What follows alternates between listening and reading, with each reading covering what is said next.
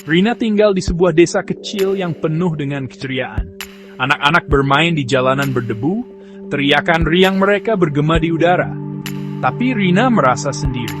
Orang tuanya telah tiada, meninggalkannya dengan bibinya, seorang wanita yang sibuk dan tak punya banyak waktu untuk kesedihan gadis kecil itu. Rina membantu bibinya dengan pekerjaan rumah. Tangannya yang kecil berusaha keras membawa keranjang-keranjang berat. Penduduk desa baik, tetapi Rina menjaga jarak. Kebahagiaan mereka hanya mengingatkannya pada kesepiannya sendiri. Ia merindukan seseorang untuk berbagi pikiran. Seseorang yang mengerti kepedihan hatinya. Saat matahari terbenam, Rina akan melihat keluarga-keluarga berkumpul untuk makan malam. Tawa mereka terdengar dari pintu-pintu yang terbuka. Setiap malam, ia menangis sampai tertidur, memeluk selimut usang yang pernah dipegang ibunya. Rina berharap memiliki seorang teman, zoals de binnen Robert dan Snyashing. Setiap pagi, Rina terbangun oleh kokok ayam jantan dan embikan kambing. Desa itu ramai dengan aktivitas, tetapi Rina menjalani tugas-tugasnya seperti bayangan yang sunyi. Ia menyapu lantai, memberi makan ayam, dan menyangi kebun. Hatinya berat dengan kata-kata yang tak ucapkan. Anak-anak lain jarang mengajaknya bermain. Mereka tidak mengerti mengapa Rina selalu begitu pendiam. Matanya dipenuhi kesedihan yang tak dapat mereka pahami. Mereka akan berlari melewatinya. Tawa mereka terngiang di telinganya seperti melodi yang terlupakan. Rina ingin bergabung dengan mereka, merasakan keceriaan mereka, tetapi dinding rasa malu menghalangi. Setelah menyelesaikan tugas-tugasnya, Rina sering menyelinap ke tepi hutan, mencari ketenangan dalam pelukannya yang sunyi. Pepohonan membisikkan rahasia di tiup angin, daun-daunnya berdesau seperti suara-suara lembut. Di antara mereka, Rina menemukan kedamaian yang tak dapat ia temukan di desa yang ramai. Di tepi hutan, berdiri tegak dan bangga, sebuah pohon oak yang sangat besar. Cabang-cabangnya, yang berbonggol dan tebal, menjulang ke langit seperti tangan-tangan yang panjang dan menyambut. Rina merasa tertarik pada pohon itu, merasakan kehadiran yang menenangkan di balik kulit kayunya yang tua.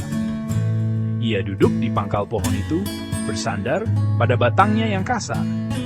Dunia tampak sunyi, suara-suara desa memudar ke belakang. Untuk pertama kalinya setelah sekian lama, Rina merasa cukup aman untuk melepaskan pertahanannya. Menutup matanya, Rina menghirup aroma tanah hutan, rasa tenang menyelimutinya. Ia mulai berbicara, mencurahkan kesepian dan kerinduannya ke dalam kesunyian hutan. Yang mengejutkannya, angin seakan membawa kata-katanya ke dahan-dahan pohon, seolah-olah pohon oak tua itu mendengarkan setiap ucapannya. Hari demi hari, Rina kembali ke pohon oak, berbagi harapan dan ketakutannya. Ia bercerita tentang orang tuanya, kerinduannya akan pelukan mereka, dan kekosongan yang ia rasakan tanpa mereka. Ia berbicara tentang mimpi-mimpinya, tentang menemukan seorang teman yang mau menerima sifat pendiamnya dan memahami bahasa hatinya. Pohon itu mendengarkan dengan sabar. Daun-daunnya berdesau pelan sebagai jawaban. Terkadang, ketika angin bertiup melalui dahan-dahannya, Rina membayangkan ia dapat mendengar bisikan-bisikan penghiburan mendesaknya untuk kuat. Pohon itu menjadi tempat curhatnya, teman diamnya di dunia yang sering terasa terlalu bising dan menyesakkan. Suatu hari saat Rina duduk di bawah kanopi pohon yang melindungi, ia membuat permohonan. "Wahai, pohon tua yang bijaksana," bisiknya. Suaranya dipenuhi kerinduan. "Tolong, bawakan aku seorang teman. Seseorang yang tidak mempermasalahkan sifatku yang pendiam, seseorang yang melihat diriku yang sebenarnya." Angin bertiup kencang, berputar di sekitar Rina, membawa permohonannya ke jantung hutan. Sebuah rasa harapan, rapuh namun tak terbantahkan, bersemi di dalam dirinya. Hari berganti minggu, Rina terus mengunjungi pohon oak. Ia berbagi cerita, mimpi, dan pengamatannya yang tenang tentang kehidupan desa.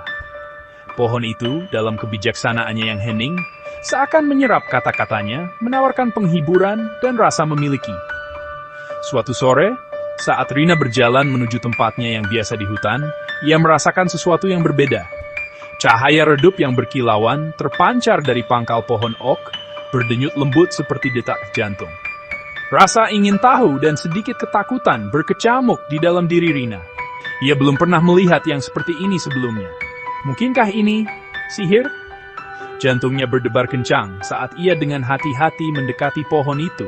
Matanya melebar karena takjub.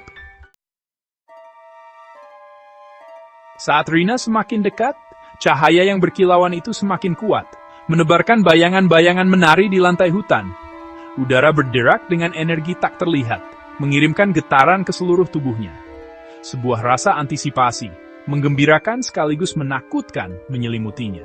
Tiba-tiba, cahaya itu menyatu, membentuk pusaran warna-warni yang berputar di pangkal pohon.